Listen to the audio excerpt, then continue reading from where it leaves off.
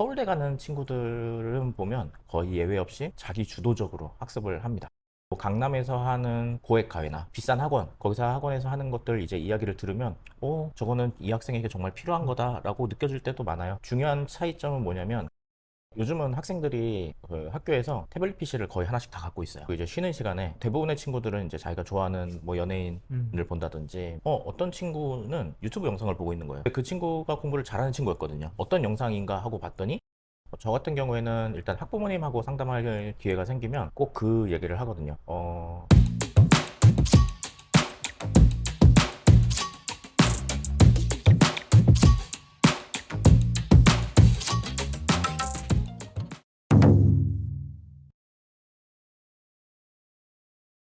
안녕하세요 여러분, 가든패밀리 브루스입니다. 오늘은 자기주도 학습에 대한 이야기를 한번 해보려고 합니다. 우리 시청자분들께 자기소개 한마디 부탁드리도록 하겠습니다. 예, 안녕하세요. 저는 지금 가든 패밀리 채널에 세 번째 출연하고 있네요. 서울 고등학교에서 현재 교사로 근무하고 있습니다.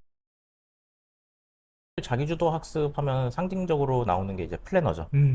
사실 저는 플래너가 맞는 친구가 그렇게 많지 않다고 생각을 해요. 그러니까 플래너를 정말 플래너답게 계획적으로 쓰면서 거기에 시간 낭비하지 않는 친구들은 굉장히 드물고요. 오히려 플래너를 아예 안 쓰거나 아니면 플래너에 너무 집착을 하거나, 두 번째는 요즘 그 앱들에 보면 스터디 앱들이 많이 있어요. 내가 공부 중 눌러놓으면 모든 기능이 막히는 그런 것들이 있고, 그 누적 시간에 따라서 취지는 좋은데 그거는 본말이 전도되는 경우를 되게 많이 봐요. 애플워치로 처음에 이제 운동을 하기 위해서 샀는데 나중에는 이걸 채우기 위해서 그냥 집에서 이렇게 흔들고 있는 거랑 이제 비슷한 거죠. 그래서 핸드폰을 꺼놓고 태블릿으로 딴짓을 하고, 이런 본말이 전도되는 경우를 굉장히 많이 봅니다. 또 스터디 카페가 요즘 굉장히 많아요. 근데 스터디 카페도 저는 분명히 명함이 있다고 생각을 합니다. 왜냐하면 스터디 카페가 학생들이 공부하기 너무 좋은 환경인 건 맞지만 이거는 이제 입시와 관련해서 말씀을 드리는 건데, 수능장은 스터디 카페가 아니거든요. 근데 생각보다 많은 친구들이 요즘은 환경에 굉장히 취약해요. 소음에 취약하고 옆에 있는 사람에 취약하고. 그래서 왜 그런가 살펴봤더니 스터디 카페가 너무 안락한 거예요.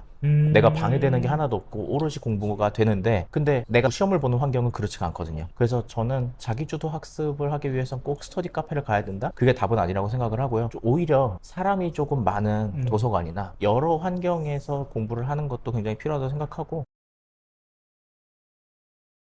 최상위권 학생들 같은 경우에는 사실 스마트폰을 거의 쓰지 않습니다. 좀 더 자세히 말씀해 주세요. 어머님들께서도 아시겠지만 그 공신폰이라고 해서 뭐 카톡도 아예 없는 폴더폰이 있고, 뭐 카톡 기능만 있는 폴더폰이 있고, 뭐 그 정도만 사용을 해요. 근데 사실 코로나 시기를 거치면서 카톡이 없이는 뭐 안 되죠. 뭐 조금 달라지기는 했는데, 일단 최상위권 학생들은 좋은 도구, 좋은 앱, 좋은 프로그램을 활용을 하진 않아요. 사실 시중에 플래너들이 되게 좋은 것들 많이 나와 있거든요. 근데 그런 플래너들도 이용하지 않아요. 그러니까 플래너를 쓰더라도 뭐 꾸미거나 이런 데 전혀 시간을 투자하지 않고요. 제가 봤던 어떤 친구는 최상위권 학생이었는데 플래너를 봤더니 거의 그 의사가 처방전 예전에 써주는 것처럼 본인만 알아볼 수 있는 흘림체로 쫙 적었더라고요. 그래서 이게 무슨 말이야? 라고 했더니 그냥 자기는 다 알아본대요. 그냥 내가 오늘 해야 될 거 이거 적어 놓는 거고, 그 중에서 뭐 못한 걸 기억용으로만 하는 거지 그거에 연연을 하지 않는다 라고 얘기를 하더라고요. 플래너가 나에게 주는 가치보다 나에게서 뺏어가는 시간이 더 많다 싶으면 과감하게 그걸 안 해버리는 거고, 또 요즘 친구들은 필수적으로 인스타그램을 하기 때문에 수시로 그걸 이제 들여다보거든요. 버려지는 시간이 굉장히 많죠. 근데 요즘은 학교에서는 핸드폰을 압수를 할 수도 없어요. 예전에 몇 년 전까지만 하더라도 이제 학교에 오면 이제 걷었다가 돌려주고 하긴 했는데, 사실은 요즘 인권 문제로 이제 그것도 안 되기 때문에 사실 스마트폰이 통제가 안 되는 친구들은 정말 학교에서도 해줄 수 있는 방법이 없는 거죠. 그런데 정말 자기주도 학습이 되는 친구들은 그런 것도 굉장히 계산적으로 이용을 합니다. 근데 그렇다고 해서 그 친구들이 인스타그램에 이런 걸 아예 안 하는 건 아닙니다. 정말 신기한 게 그 친구들도 해요. 언제 하냐면 시험 끝나고 한 일주일, 이주일 정도는 인스타그램을 다시 깔아서 그때는 친구들하고 소통도 하고 내가 좋아하는 영상도 보고 하는데, 그 기간이 지나면 그걸 싹 정리를 하더라고요. 우와, 근데 대단한 절제력이네요. 대단한 절제력이죠. 근데 그 절제력은 사실 본인이 절제할 수 있는 힘이 있다기보다는 절제해야 되는 이유를 알기 때문이라고 생각을 해요. 내가 지금 이걸 하는 게 더 이상 도움이 안 돼 라고 생각을 하는 거죠. 자기주도 학습을 실제로 하는 아이들의 특징이 있다면 어떤 걸까요? 자기주도 학습을 하는 친구들의 특징보다는 역으로 생각해 보면 좋을 것 같은데요. 학교에서 시험을 볼 때 최상위권 학생들은 자기주도 학습을 합니다. 거의 예외 없이요. 그게 상위권과 최상위권을 변별하는 기준이라고 생각을 해요. 그렇다면 상위권은 또 아니라는 말씀이신가요? 상위권 같은 경우에는 다양한 학생들이 혼재가 되어 있습니다. 그러니까 자기주도 학습을 하면서 시행착오를 겪고 있는 학생들도 있고, 또 외부에서 이제 뭐 학원이나 과외나 이런 걸 막 무제한적으로 이제 투여를 했을 때도 상위권에 있는 학생들도 있을 수 있습니다. 하지만 최상위권 학생들 같은 경우에는 거의 예외 없이 자기 주도적으로 학습을 합니다. 그 중에서도 사실 서울대 가는 친구들은 보면 거의 예외가 없어요. 자기주도 학습이라고 생각을 하면 사교육 같은 거 안 하고 진짜 집에서 혼자 뭐 교과서로만 공부했어요 뭐 이런 말들을 생각을 하실 것 같은데, 뭐 정말 현실은 어떤가요? 저는 그건 정말 잘못된 생각이라고 생각합니다. 자기주도 학습이라고 해서 학원이나 과외가 필요 없는 게 아니에요. 뭐 강남에서 하는 뭐 고액 과외나 비싼 학원, 거기 다니는 학생들이 보는 이제 문제집이나 거기서 학원에서 하는 것들 이제 이야기를 들으면 저거는 이 학생에게 정말 필요한 거다라고 느껴질 때도 많아요. 중요한 차이점은 뭐냐면, 그거를 이제 부모가 커리큘럼을 짜줘서 따라가는 학생과 본인이 그걸 필요로 해서 취사 선택하는 학생은 효율성 면에서 차이가 많이 난다는 거죠. 요즘은 학생들이 그 학교에서 태블릿 PC를 거의 하나씩 다 갖고 있어요. 그런 걸 가지고 이제 쉬는 시간에 혹은 뭐 자습 시간에 이제 개인이 하고 싶은 것들을 하는데, 대부분의 친구들은 이제 자기가 좋아하는 뭐 연예인을 본다든지 뭐 인스타그램을 한다든지 하는데, 어떤 친구는 유튜브 영상을 보고 있는 거예요. 그래서 어떤 영상인가 하고 봤더니 공부법에 대한 영상이었어요. 근데 그 친구가 공부를 잘하는 친구였거든요. 그래서 물어봤어요. 이 영상을 왜 보는 거야? 그랬더니 자기는 주기적으로 이 영상을 본대요. 공부법 영상들을 찾아본대요. 그 영상이 뭐였어요? 뭐 EBS 영상도 있었고 뭐 그런 영상들이었는데, 그 영상을 보면서 뭔가를 계속 메모를 하더라고요.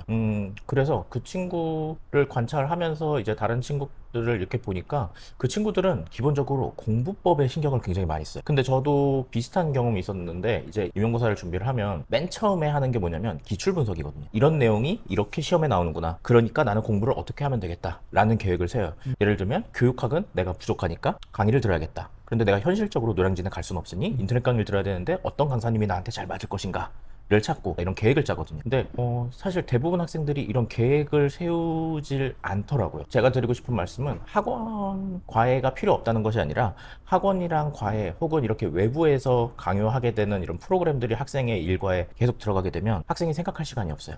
내가 무엇이 부족하고 뭐가 필요한지를 생각할 필요가 없는 거죠. 마치 끊임없이 배가 부른데도 음식물을 계속 넣어주는 것과 같은. 그러니까 이게 배가 고파야 내가 지금 뭐가 먹으면 좋을 것 같아, 뭘 먹으면 맛있을 것 같아, 근데 건강을 생각하면 이걸 먹어야지, 이런 게 나오는데, 자기주도 학습을 하는 학생들 같은 경우에는 학원을 알아볼 때도 굉장히 시간 투자를 많이 합니다. 그러니까 학원을 보통은 부모님이 이제 많이 알아보세요. 그래서 어느 학원이 좋다더라 해서 가는데, 엄마들끼리의 입소문을 탄 이제 괜찮다고 하는 학원을 가게 되는데, 최상위권에 있는 학생들 같은 경우에는 친구들한테 물어봐요. 그 학원은 교재를 뭐 쓰냐? 나도 한번 봐도 되냐?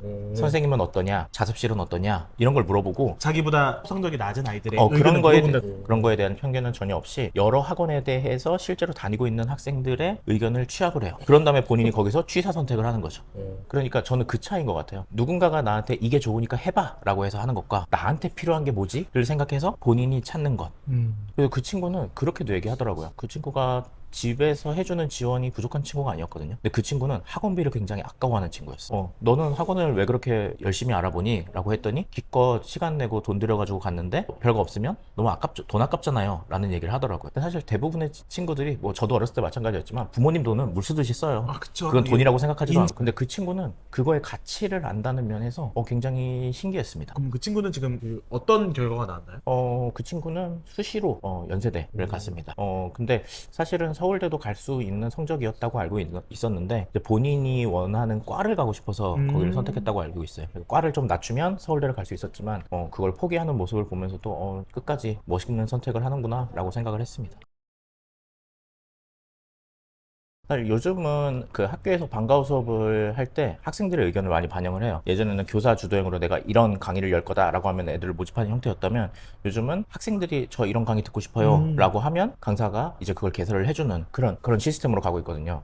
근데 어떤 학생이, 그 학생이 공부를 굉장히 잘하는 친구였는데, 그 학생이 이제 여름방학이 다가올 때쯤에 방과후 학교 수요조사 같은 걸 할 때 저한테 친구 몇 명을 데리고 찾아와서 선생님, 이번 여름방학 때는 문법 수업 좀 해주시면 안 되냐고 얘기를 하더라고요. 그래서 문법 수업은 왜? 그랬더니 2학기에 저희가 이제 문법을 배우는데 그 친구가 작년에 1학년 때도 저한테 국어 수업을 듣던 친구였고 2년 연속 듣던 친구였는데 자기가 다른 학원이나 인터넷 강의에서 선생님이 이렇게 문법 설명하는 것보다 선생님이 문법 설명하는 게 자기한테 더 잘 들렸대. 그래서 2학기 넘어가기 전에 선생님 수업을 한 번 더 들었으면 좋겠어서 친구들을 모집을 해서 왔더라고요. 최소 인원이 있기 때문에. 그래서 저도 사실 여름방학 때 무슨 강의를 할까를 고민하고 있던 중이었어요. 그 친구가 한 3, 4명을 이렇게 모집을 해서 오니까 괜찮겠다 싶어서 저도 이제 문법을 개설을 했거든요. 근데 그 친구 같은 경우에는 정확하게 알고 있어요. 본인에게 필요한 게 뭔지. 그런 걸 방과학교 개설을 신청할 정도로 이걸 열어달라고 목소리를 낼 정도로. 그렇죠. 메타 인재가 이제 되는 친구인 거죠. 그래서 저는 사실 이게 인생이랑 같다고 생각을 하거든요. 내가 공무원이 되고 싶어서 공무원 시험을 볼 때 공무원 학원 다 가잖아요. 나한테 필요한 게 있다면 뭐 자소서 첨삭도 받을 수 있고 네. 내가 아는 지인의 도움을 받을 수도 있고 근데 그 친구 같은 경우에는 그런 부탁을 함에 있어서 굉장히 예의 있게 하면서도 본인 걸 굉장히 잘 챙기는 그 친구는 본인의 목표를 설정을 해두고 쭉 그걸 끌고 나가는 힘이 있는 거죠. 결국 부모님들이 제일 궁금해하는 건요. 내가 어떻게 해줘야 되는데. 이제 그런 굉장히 실질적인 게 궁금하실 것 같아요. 저 같은 경우에는 일단 학부모님하고 상담할 기회가 생기면 꼭 그 얘기를 하거든요.